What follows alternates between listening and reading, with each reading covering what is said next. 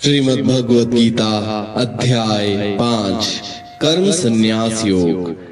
अर्जुन बोले, हे कृष्ण, आप कर्मों के संन्यास की और फिर कर्म योग की प्रशंसा करते हैं, इसलिए इन दोनों में से जो एक मेरे लिए भली भांति निश्चित कल्याणकारक साधन हो उसको कहिए। श्री भगवान बोले, कर्म संन्यास और कर्म योग ये दोनों ही परम कल्याण के करने वाले हैं, परंतु उन दोनों में भी कर्म संन्यास योग से कर्म योग साधन में सुगम होने से श्रेष्ठ है।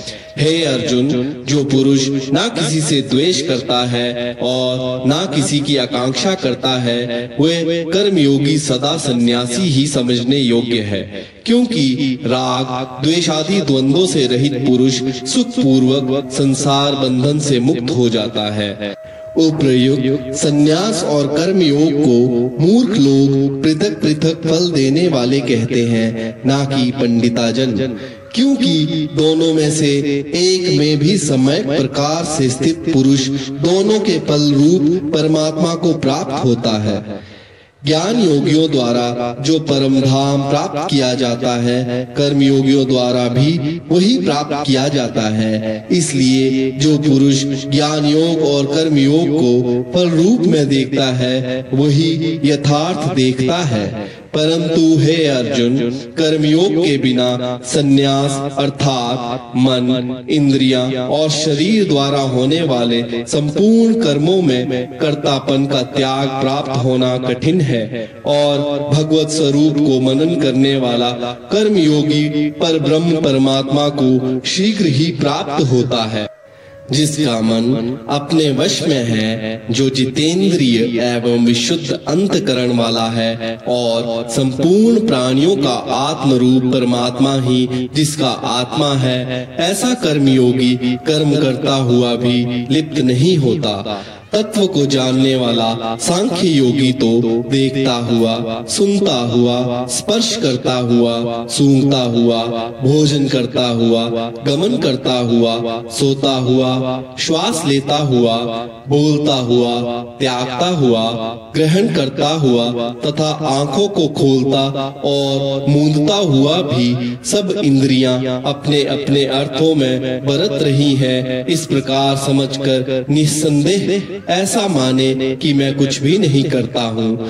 जो पुरुष सब कर्मों को परमात्मा में अर्पण करके और आसक्ति को त्याग कर कर्म करता है, वह पुरुष जल से कमल के पत्ते की भांति पाप से लिप्त नहीं होता।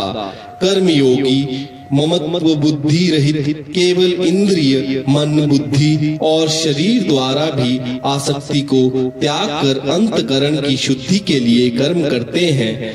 कर्मयोगी कर्मों के फल का त्याग करके भगवत प्राप्ति रूप शांति को प्राप्त होता है, और सकाम पुरुष कामना की प्रेरणा से फल में आसक्त होकर बंधता है। अंतकरण जिसके वश में है, ऐसा सांख्य योग का आचरण करने वाला पुरुष ना करता हुआ और ना करवाता हुआ ही नौ द्वारों वाले शरीर रूप घर में सब कर्मों को मन से त्याग कर आनंद पूर्वक सच्चिदानंदन परमात्मा के स्वरूप में स्थित रहता है। परमेश्वर मनुष्य के ना तो कर्तापन की, ना कर्मों की और ना कर्म फल के संयोग की रचना करते हैं, किंतु स्वभाव ही बरत रहा है। सर्वव्यापी परमेश्वर भी ना किसी के पाप कर्म और ना किसी के शुभ कर्म को ही ग्रहण करता है, किंतु अज्ञान द्वारा ज्ञान ढका हुआ है, उसी से सब अज्ञानी मनुष्य मोहित हो रहे हैं। परंतु जिनका वे अज्ञान परमात्मा के तत्व ज्ञान द्वारा नष्ट कर दिया गया है, उनका वे ज्ञान सूर्य के सयश उस सच्चिदानंदन परमात्मा को प्रकाशित कर देता है। जिनका मन तद्रुप हो रहा है, जिनकी बुद्धि तद्रुप हो रही है, और सच्चिदानंदन परमात्मा में ही जिनकी निरंतर एक ही भाव से स्थिति है, ऐसे तत्व परायण पुरुष ज्ञान द्वारा पाप रहित होकर पुनरावृत्ति को अर्थात परम गति को प्राप्त होते हैं। वे ज्ञानी जन विद्या और विनय युक्त ब्राह्मण में तथा गौ, हाथी, कुत्ते और चांडाल में भी समदर्शी ही होते हैं। जिनका मन स्वभाव में स्थित है, उनके द्वारा इस जीवित अवस्था में ही संपूर्ण संसार को जीत लिया गया है, क्योंकि सच्चिदानंदन परमात्मा निर्दोष और सम है। इससे वे सच्चिदानंदन परमात्मा में ही स्थित हैं। जो पुरुष प्रिय को प्राप्त होकर हर्षित नहीं हो और अप्रिय को प्राप्त होकर उद्विग्न ना हो, वे स्थिर बुद्धि, संशय रहित ब्रह्मवेता पुरुष सच्चिदानंदन पर ब्रह्म परमात्मा में एक ही भाव से नित्य स्थित है। बाहर के विषयों में आसक्ति रहित अंतकरण वाला साधक आत्मा में स्थित जो ध्यान जनित सात्विक आनंद है, उसको प्राप्त होता है।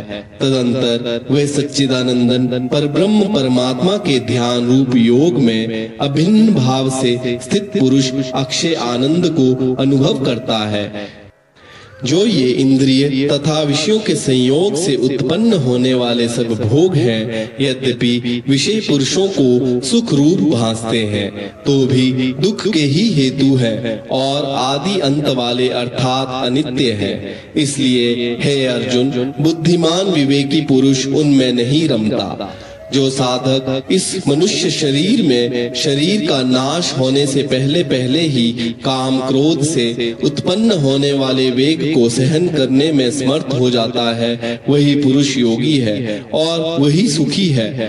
जो पुरुष अंतरात्मा में ही सुख वाला है, आत्मा में ही रमण करने वाला है तथा जो आत्मा में ही ज्ञान वाला है, वे सच्चिदानंदन पर ब्रह्म परमात्मा के साथ एक ही भाव को प्राप्त सांख्य योगी शांत ब्रह्म को प्राप्त होता है। जिनके सब पाप नष्ट हो गए हैं, जिनके सब संशय ज्ञान द्वारा निवृत्त हो गए हैं, जो संपूर्ण प्राणियों के हित में रत है और जिनका जीता हुआ मन निश्चल भाव से परमात्मा में स्थित है, वे ब्रह्मवेता पुरुष शांत ब्रह्म को प्राप्त होते हैं। काम क्रोध से रहित जीते हुए चित्त वाले पर ब्रह्म परमात्मा का साक्षात्कार किए हुए ज्ञानी पुरुषों के लिए सब और से शांत पर ब्रह्म परमात्मा ही परिपूर्ण है।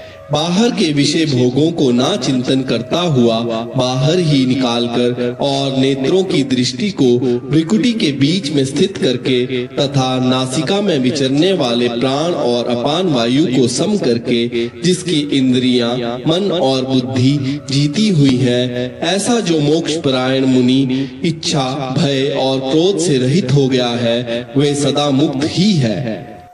मेरा भक्त मुझको सब यज्ञ और तपों का भोगने वाला, संपूर्ण लोकों के ईश्वरों का भी ईश्वर तथा संपूर्ण भूत प्राणियों का सुहृदय अर्थात स्वार्थ रहित दयालु और प्रेमी, ऐसा तत्व से जानकर शांति को प्राप्त होता है। इति श्रीमद् भगवद गीता का 5वां अध्याय समाप्त।